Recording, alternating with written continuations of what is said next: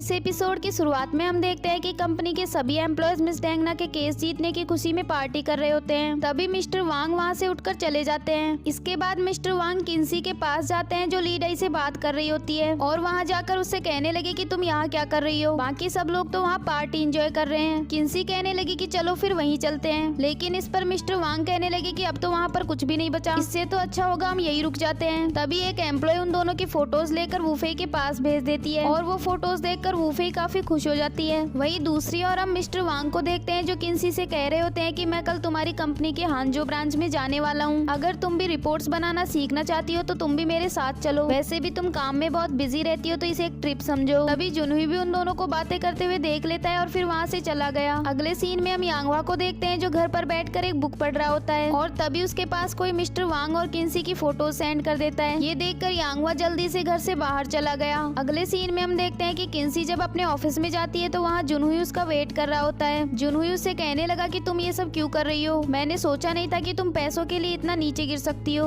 अब ये बताओ कि तुमने यांगवा से शादी क्यों की है, तुम यांगवा से सच में प्यार करती हो या फिर ये भी एक झूठ है। इसके बाद किन्सी उसे अंदर ले जाती है और उसे बता देती है कि यांगवा के साथ उसने कॉन्ट्रैक्ट मैरिज की है और फिर उससे कहने लगी कि प्लीज तुम इसे सीक्रेट ही रखना। तभी जुनहुई कहने लगा कि मुझे ऐसा लगता है कि मिस्टर वांग को भी तुम्हारे किसी झूठ के बारे में पता है, तभी तो तुम आज उसके साथ इतना लवी डवी बिहेव कर रही थी। क्या तुम्हारे लिए ये जॉब इतनी इम्पोर्टेंट है कि तुम किसी को भी अपना फायदा उठाने दोगी। इस पर किन्सी कहने लगी कि मैं अपनी लाइफ में जो मर्जी करूँ, तुम्हें उससे क्या लेना देना है, वैसे भी अब तुम्हें मुझसे ये सब सवाल पूछने का कोई अधिकार नहीं है। ये सुनकर जुनहुई वहाँ से जाने लगा और जाते जाते उससे कहने लगा कि तुम मिस्टर वांग की बातों पर ज्यादा यकीन मत करो और हो सके तो उससे दूर ही रहना। ये कहकर वो वहाँ से चला गया। अगले सीन में हम देखते हैं कि यांगवा किन्सी से मिलने आ जाता है। तभी किन्सी भी घर के लिए जा ही रही होती है और वो यांगवा को देखकर पूछने लगी कि तुम यहाँ क्या कर रहे हो। इस पर यांगवा कहने लगा कि मैं यहाँ से गुजर रहा था तो तुम्हें पिक करने आ गया। ये कहकर वो उसे घर ले जाता है। अगले सीन में हम देखते हैं कि यांगवा और किन्सी एक साथ डिनर कर रहे होते हैं। तभी किन्सी कहने लगी कि मुझे लीडाई ने बताया कि आज तुम अपनी किसी फ्रेंड से मिले थे। ये सुनकर यांगवा को फ्लैशबैक में एक सीन याद आता है जिसमें उसका फ्रेंड उससे कह रहा था कि अगर किन्सी तुमसे तुम्हारी एक्स गर्लफ्रेंड के बारे में पूछे तो उसे कुछ मत बताना वरना वो बहुत एग्रेसिव हो जाएगी। मेरी बातों का यकीन करो, मुझे इन सब का एक्सपीरियंस है। ये सब सोचने के बाद यांगवा किन्सी से पूछने लगा कि लीडाई ने तुम्हें और क्या क्या बताया। इस पर किन्सी कहने लगी कि ज्यादा कुछ नहीं, बस यही बताया था कि तुम और याओ याओ एक दूसरे को जानते हो। वैसे तुम उसको कब से जानते हो। यांगवा कहने लगा कि पहले हम दोनों नेबर्स थे और बचपन से ही हम क्लासमेट्स भी रहे हैं। इस पर किन्सी कहने लगी कि मैं भी उससे हमारी कंपनी में मिली थी, वो काफी सुंदर है और शायद बचपन में भी वो इतनी ही प्रीटी होगी।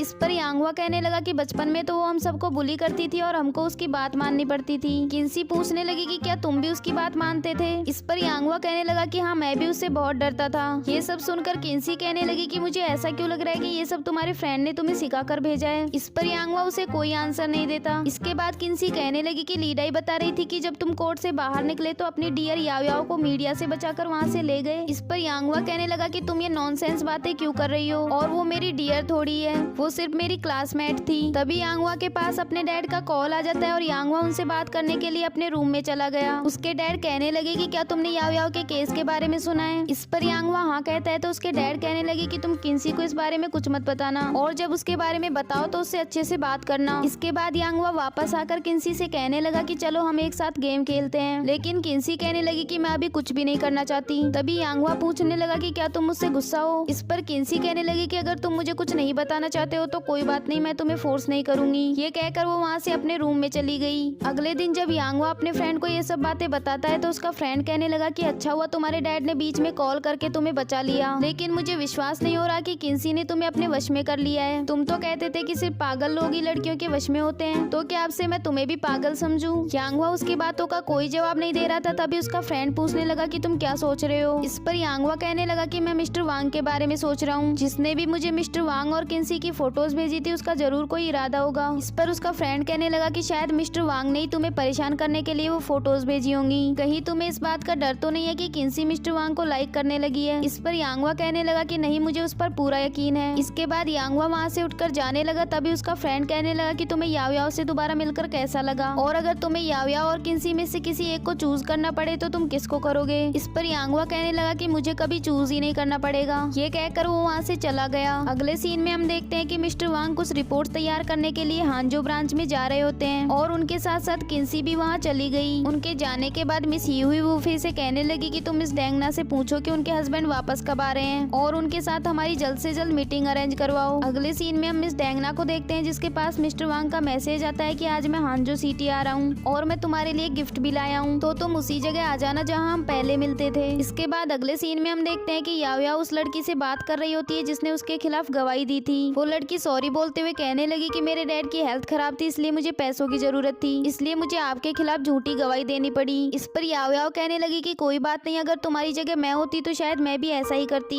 आज मेरा इस होटल में आखिरी दिन है, मैं बस तुम्हें ये बताना चाहती हूँ कि दोबारा ऐसा काम कभी मत करना। अगले सीन में हम यांगवा को देखते हैं जो बैंक में अपना काम कर रहा होता है। तभी उसके पास किसी का मैसेज आता है कि तुम्हारी वाइफ तुम्हारे साथ चीटिंग करने वाली है, तुम्हें ये जानना है तो मैंने तुम्हें जो एड्रेस सेंड किया है वहाँ आ जाना। ये मैसेज देखकर यांगवा अपने फ्रेंड को साथ लेकर उस एड्रेस पर जाने लगा। तभी उसका फ्रेंड कहने लगा कि तुम तो कह रहे थे कि तुम्हें किन्सी पर पूरा यकीन है और वो तुम्हारे साथ कभी चीट नहीं करेगी, तुम बहुत इनोसेंट हो, पर तुम टेंशन मत लो, मैं तुम्हारे साथ हूँ। इसके बाद वो दोनों वहाँ से चले गए। अगले सीन में हम देखते हैं कि तियान होटल के ओनर के पास एक एम्प्लॉय का कॉल आता है जो उन्हें बताता है कि हमारी होटल में कोई प्यार के लिए सुसाइड करने वाला है। उसने अभी भी लाइव स्ट्रीम करके ये बात बताई है और मैनेजर याओ याओ अभी इस मैटर को संभाल रही हैं। वहीं दूसरी ओर हम याओ याओ को देखते हैं जो उस आदमी को सुसाइड करने से रोकने जा रही होती है, पर उसे ये पता नहीं था कि वो आदमी किस रूम में है। फिर वो उसकी लाइव स्ट्रीम देख के उस रूम को ढूंढने की कोशिश करती है। इसके बाद वो फायर अलार्म बजा देती है और सभी लोग अपने रूम से बाहर निकल कर जाने लगते हैं। तभी याओ याओ वहाँ उस लड़के को देख लेती है जो सुसाइड करने की बोल रहा था। याओ याओ उसे रोक लेती है तो वो लड़का चाकू निकाल लेता है और फिर उसे मारने की धमकी देने लगा। अगले सीन में हम जुनहुई को देखते हैं जो जल्दी जल्दी से कहीं पर जा रहा होता है और अपने फ्रेंड को बताने लगा कि मिस्टर वांग और किन्सी उस कंपनी में गए नहीं जहाँ उन्हें भेजा था, इसलिए हमको जल्दी से हांजू सिटी जाकर उनको ढूंढना होगा। इसके बाद जब जुनहुई यांगवा के पास कॉल करके उसको ये सब बातें बताता है तो यांगवा कहने लगा कि वो एक कलीग के साथ बिजनेस काम से ही तो बाहर गई है, तो इसमें गलत क्या है। इस पर जुनहुई कहने लगा कि तुम मिस्टर वांग को मुझसे भी ज्यादा अच्छे से जानते हो, हमारे पास और भी लॉयर्स है, पर उसने सिर्फ किन्सी को ही अपने साथ चलने को कहा और अब वो दोनों ही मिसिंग है, तो अब तुम डिसाइड कर लो कि आगे तुम्हें क्या करना है। तभी यांगवा का फ्रेंड उसके पास आकर कहने लगा कि मेरे पास एक बैड न्यूज है, याओ याओ को उसकी होटल में एक साइको लड़के ने चाकू मार दिया। यांगवा पूछने लगा कि तुम्हें ये सब किसने बताया। तभी उसका फ्रेंड कहने लगा कि मेरा दोस्त एक न्यूज रिपोर्टर है और उसने अभी अभी वीचैट पर ये न्यूज शेयर की है। फिर उसका फ्रेंड उससे पूछने लगा कि अब तुम ये बताओ कि तुम्हें किन्सी के पास जाना है या फिर याओ याओ के पास। इसके बाद वो कार में बैठकर जाने लगा, पर अभी ये पता नहीं है कि वो किसके पास जा रहा है। अगले सीन में हम देखते हैं कि किन्सी मिस्टर वांग के साथ एक घर में होती है और वो उनसे फ्लर्ट करते हुए कहने लगी कि तुम अपनी रिपोर्ट्स फिनिश करो और किसी चीज की जरूरत हो तो मुझे बता देना। ये कहकर वो रूम से बाहर चली गई। अगले सीन में वूफे को देखते हैं जो किन्सी के पीठ पीछे उसके ऑफिस में तलाशी ले रही होती है। तभी वो उसका लैपटॉप चेक करने लगी और उसका पासवर्ड भी किन्सी ने उसको एक बार बता दिया था। वो उसको चेक कर रही होती है, तभी उसे उसमें यांगवा और किन्सी का मैरिज एग्रीमेंट मिलता है। अगले सीन में हम जुनहुई को देखते हैं जिसने अपने फ्रेंड की हेल्प से पता लगा लिया था कि मिस्टर वांग अभी कहाँ रुके हुए हैं। फिर वो उस घर के गेट को कूदकर अंदर जाने लगा और साथ में अपने फ्रेंड से कहने लगा कि अगर मैं 15 मिनट में बाहर नहीं आऊँ तो तुम पुलिस को कॉल कर देना। इसके बाद वो अंदर जाकर सभी रूम्स को चेक करने लगता है। तभी वो उस रूम के सामने आ जाता है जिसमें मिस्टर वांग रुके हुए थे। वो उसे खोलने ही वाला था कि तभी पीछे से किन्सी आ जाती है। वही दूसरी ओर मिस्टर वांग के साथ मिस डेंगना होती है और मिस्टर वांग को लग रहा था कि ये किन्सी है। वो उसे किन्सी समझकर कहने लगा कि तुम यांगवा से डिवोर्स लेकर मेरे पास आ जाओ। तभी मिस डेंगना पीछे घूमती है तो मिस्टर वांग उसे देखकर शॉक्ड हो जाते हैं और इसी के साथ ही ये एपिसोड भी यहीं एंड हुआ।